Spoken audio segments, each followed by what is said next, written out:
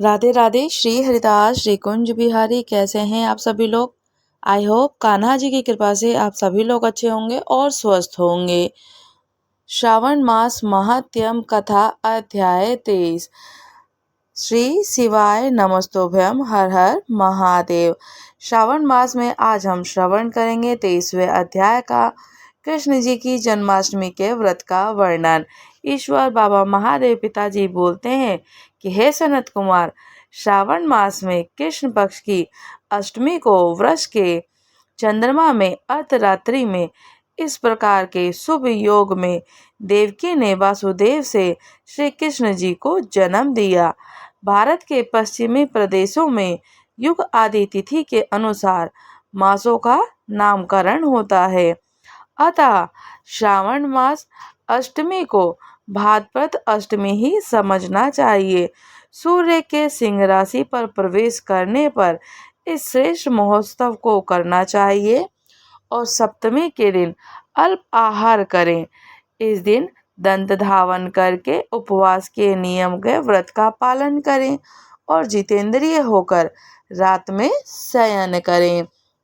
जो भी मनुष्य केवल जन्माष्टमी का उपवास रखता है और व्रत को दिन व्यतीत करता है तो वह 7 जन्मों में किए गए पापों से मुक्त हो जाता है और इसमें तनिक भी कोई संदेह नहीं है।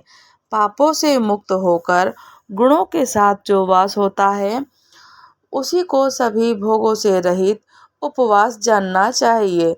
अष्टमी के दिन नदी आदि के निर्मल जल में तिल से स्नान करके किसी अन्य उत्तम स्थान में देवकी का सुंदर सूतिका ग्रह बनाना चाहिए और जो अनेक वर्ण के वस्त्र, कलशों, फल, पुष्प आदि दीपों से सुशोभित हो, चंदन हो, अगर हो, सुवासित हो, तो वहां पर श्री हरिवंश पुराण के अनुसार उसमें गोकुल की लीला की रचना करी जाती है। उसमें बाजों की ध्वनि, नृत्य, गान आदि मंगल से सदा युक्त और फल फूल धूप दीप नैवेद्य से पूजन किया जाता है। उसी ग्रह के मध्य में षष्ठी देवी की प्रतिमा के साथ साथ स्वर्ण, चांदी, तांबा, पीतल, मिट्टी अथवा काष्ठ मणि के अनेक रंगों से लिखी हुई श्री कृष्ण जी की प्रतिमा भी स्थापित करें। वह 8 शल्य वर्ग वाले यानी कि पलंग के ऊपर सभी शुभ लक्षणों से संपन्न प्रस्तुति की अवस्था वाली देवी मूर्ति रखकर सबको एक मंच पर स्थापित कर दें और उसी से ही स्तनपान कराते हुए सुप्त बाल रूप श्री कृष्ण जी को स्थापित कर दीजिए। इसके पश्चात सूतिका ग्रह में एक स्थान पर कन्या को जन्म दी हुई यशोदा को भी कृष्ण जी के समीप ही रख दीजिए और साथ ही साथ हाथ जोड़े हुए देवता, यक्ष, विद्याधर, अन्य देव योनियों को भी वहां पे चित्र करें और लिख दें, अंकित कर दें और वहीं पर खगड़ ढाल धारण करके खड़े हुए वासुदेव जी को भी धारण कर दें और उनका चित्र बनाएं या उनका प्रतिबिंब लगाएं। इसी प्रकार से कश्यप जी के रूप में अवतरण वासुदेव, अदिति स्वरूपा देव की, शेषनाग जी के अवतार बलराम, अदिति के ही अंश से प्रादुर्भाव यशोदा, दक्ष प्रजापति का अवतार नंद, ब्रह्मा और अवतार गर्गाचार्य सभी अप्सराओं के रूप में प्रकट, गोपिका वृंदन देवता के रूप में जन्म लेने वाले गोपगण, काल नेमी स्वरूप कंस और कंस के द्वारा वज्र में भंजे हुए उनके वृषासुर, वृतासुर, कुवलयापड़ी, केसी आदि असुर, हाथों में शस्त्र लिए हुए दानव, यमुना दहन और साथ ही साथ में कालिया नाग का भी चित्र स्थापित कर दीजिए। अब इसी प्रकार से नन्हे श्री हरि नारायण जी का, कृष्ण जी का प्रतिमा को स्थापित करें। अब उनकी कुछ और भी अनंत प्रकार की लीलाओं को स्थापित करें। उन्हें भी अंकित करके भक्ति परायण होकर प्रत्यंत पूर्वक 16 उपचारों से देवकी और वासुदेव जी के मंत्रों का उच्चारण करें। इसी प्रकार से उनकी पूजा आदि करें। वेणु वीणा की ध्वनि के द्वारा गान प्रस्तुत करें। किन्नरों से निरंतर जिनकी स्तुति की जाती है, हाथों में भृंगी और दर्पण, दुर्वा, दही, कलश लिए हुए किन्नर जिनकी सेवा कर रहे हैं, जो सैया के ऊपर आसन पर भली भांति से विराजमान है, और साथ ही साथ में जो अत्यंत प्रसन्नचित मुखमंडल वाली और पुत्र से शोभामायन देवताओं की माता विजय सुता देवकी अपनी पत्नी वासुदेव जी के साथ में सुशोभित कर दीजिए। साथ ही साथ में उनको विधि प्रकार से मनुष्यों को ये चाहिए, जो पुरुष होते हैं विद्यमान पुरुष को चाहिए आदि में प्रणव और अंत में नमा से युक्त करके अलग अलग सभी नामों का उच्चारण करें।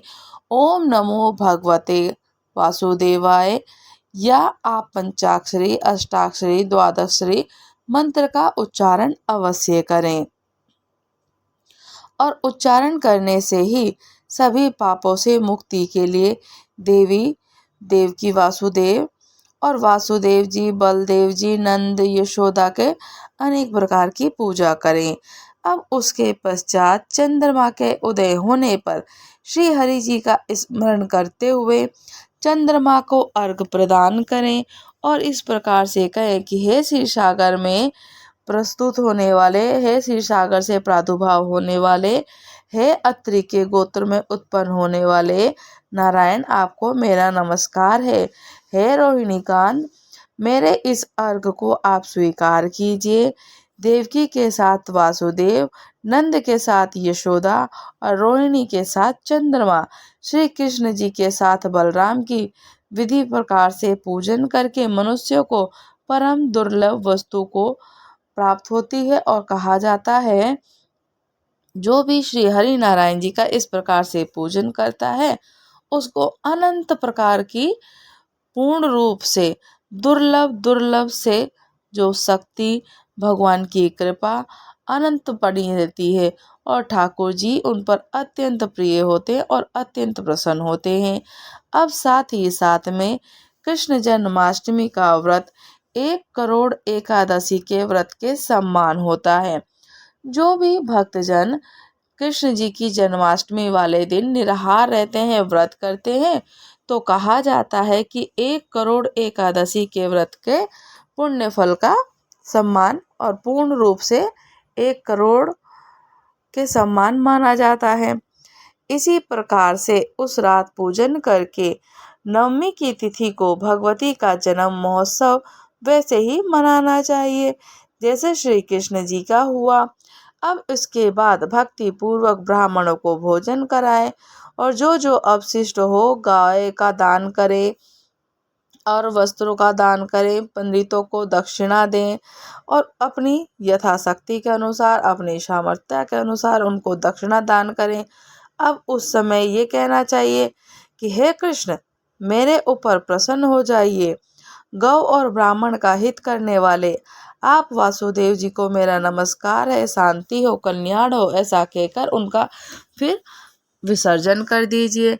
अब उसके पश्चात मौन होकर अपने बंधुओं के साथ में भोजन करें। इसी प्रकार से प्रत्येक वर्ष विधान पूर्वक कृष्ण जी और भगवती जी के जन्म महोत्सव को मनाएं, और अपनी यथाशक्ति के अनुसार, अपनी सामर्थ्य के अनुसार फल प्राप्त करते हैं। जो उसे पुत्र, संतान, आरोग्य, तुल्य, सौभाग्य प्राप्त, जिसको जिसकी कामना होती है उसको वैसे ही श्री हरि उन पर प्रसन्न होते हैं और उनके हर मनोवांछित फल की प्राप्ति करते हैं। वह इस लोक में धार्मिक बुद्धि वाला होकर मृत्यु के बाद वैकुंठ लोक को ही जाता है। हे सनत कुमार, अब इसके उद्यापन का वर्णन भी करूंगा। इसे किसी पुण्य दिन में विधि पूर्वक से करें। एक दिन पूर्व एक बार भोजन करें और रात में हृदय में विष्णु जी का स्मरण करते हुए शयन करें। अब इसी के पश्चात प्रातः काल संध्या आदि कृत्य संपन्न करके ब्राह्मणों को स्वस्ति वाचन कराएं और आचार्य का वरण करके ऋतुजों की पूजा करें। इसके पश्चात वित्त साटे से रहित होकर एक पल अथवा उसके आधे या फिर उससे भी आधे के आधे पल में स्वर्ण की प्रतिमा बनवा लें और उसके पश्चात रचित मंडप बना लें। मंडप बना करके ब्रह्मा आदि देवताओं की स्थापना करें और इसके पश्चात वहां तांबे अथवा मिट्टी का एक घट भी स्थापित कर दीजिए। छोटा सा कलश या घड़ा रख दीजिए। उसके ऊपर चांदी या बांस का एक पात्र रखें। उसमें श्री हरि नारायण गोविंद जी की प्रतिमा रख दीजिए और उसे वस्त्र से आच्छादित कर दीजिए और व्यक्ति को 16 उपचारों से वैदिक तांत्रिक मंत्रों के द्वारा विधि पूर्वक से पूजन करें। उसके बाद शंख पुष्प फल चंदन नारियल अनेक प्रकार के ऋतु फल और अनेक प्रकार के मिष्टान से उनको पूजन करें और शुद्ध जल लेकर पृथ्वी पर घुटने टेक कर ये कहें कि हे देव की सहित भगवान श्री कृष्ण जी को अर्घ प्रदान कर दीजिए। कंस के लिए वध करने वाले, पृथ्वी का भार उठाने वाले, कौरवों को विनाश करने वाले, दैत्यों का संहार करने वाले आपने अवतार लिया है। हे हरि नारायण, मेरे द्वारा प्रदत्त इस अर्घ को आप देव की सहित तो ग्रहण कीजिए।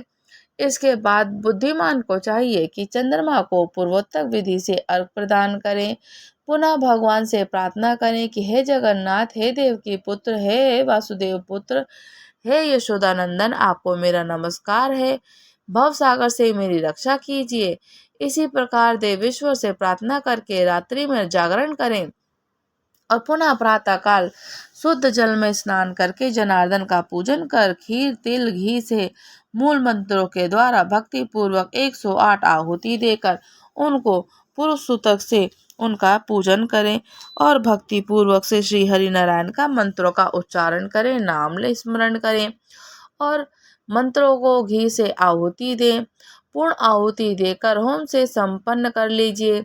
यज्ञ करा लीजिए। आभूषण से वस्त्र से आचार्य को दक्षिणा दीजिए। उसके पश्चात व्रत की संपूर्णता के लिए दूध देने वाली गाय को बछड़े के साथ में उत्तम लक्षणों से संपन्न सोने की सींग और चांदी के खुर, कांसे के दोहनी, मोती की पूंछ, ताम की पीठ और सोने के घंटे से अलंकृत एक कपिला गौ का वस्त्र और दक्षिणा सहित भगवान की जो मूर्ति है और गौ की है जो कामधेनु की, वो दक्षिणा ब्राह्मण को दे दीजिए। और इससे क्या होता है कि इस प्रकार से दान करने से व्रत संपूर्ण को प्राप्त होता है। कपिला गौ के अभाव में अन्य गौ भी दी जा सकती है।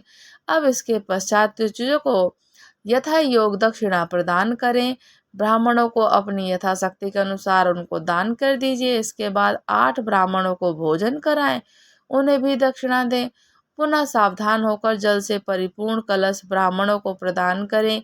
उनसे आज्ञा लेकर अपने बंधु बांधवों के साथ भोजन करें। हे ब्रह्मपुत्र, इस प्रकार का व्रत का उद्यापन करें। कृतज्ञ करने पर बुद्धिमान मनुष्य उसी क्षण पाप से रहित हो जाता है। पुत्र पौत्र से युक्त धन धान्य से संपन्न होकर बहुत समय तक सुखों का उपभोग कर अंत में वैकुंठ प्राप्त करता है। तो इसी प्रकार से श्री स्कंद पुराण के अंतर्गत ईश्वर बाबा महादेव पिताजी के संवाद में श्रावण मास के महात्म्य में कृष्ण जन्माष्टमी के वर्णन का कथन और 23वां अध्याय पूर्ण होता है। राधे राधे। श्री हरिदास श्री कुंज बिहारी। अगर आप लोग हमारे चैनल पर नए हैं तो चैनल को लाइक शेयर सब्सक्राइब करना बिल्कुल ना भूलें और मुझे कमेंट्स करके ज़रूर बताइएगा कि आप लोग अपने लाला की या गुल सरकार जी की, प्रिया प्रीतम जी की या अपने ठाकुर जी की किस प्रकार से पूजन करते हैं और उनकी जन्माष्टमी मनाते हैं। जन्माष्टमी का उत्सव तो बहुत ही हर्षोल्लास के साथ मनाया जाता है, किंतु आप अपने लाला के लिए, अपने ठाकुर जी के लिए, अपने जय जय के लिए किस प्रकार से उनकी जन्माष्टमी का उत्सव मनाते हैं तो प्लीज़ कमेंट्स करके ज़रूर बताइएगा। राधे राधे। श्री हरिदास श्री कुंज बिहारी।